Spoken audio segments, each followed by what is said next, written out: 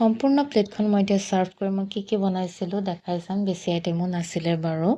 Item 3-4টাই আছিলে আৰু মানে কি দিনত মাছৰ কথাও কোৱা হৈছিলে, কিন্তু মাছ আনিবলৈ মই মানা কৰিলোঁ, কাৰণ মাছ খাবলৈ মই ইমান এটা ভাল নাপাওঁ। ভালেই পাওঁ বাৰু, ইমান বেয়া পাওঁ বুলি নহয়, বাট কিন্তু মটন বা চিকেনটো সেইটো বেছি ভাল লাগে। আৰু এয়া মই বুফে চিষ্টেমে কৰিছিলোঁ, কিন্তু ভাবিলোঁ অকণমান মই প্লেটত ছাৰ্ভ কৰি দিওঁ, বাকী ওচৰতে থৈ দিম আৰু যি লাগে সেয়া লৈ ল'ব। আৰু বাৰ ফ্ৰেণ্ডজনী আহিছিলে, মানে দুপৰীয়া আহিব নোৱাৰিলে, সেইকাৰণে ইভিনিং আহিছে, মুঠতে নিমন্ত্ৰণ ৰক্ষা কৰিছে। তাৰ কাৰণে ভালো লাগিছে বাৰু। আৰু এয়া চবতছে ভাল লগা বস্তুটো হ'ল দৈ আৰু মিঠাই, মানে কিনাৰ ভিতৰত দৈ আৰু মিঠাই কিনিছোঁ।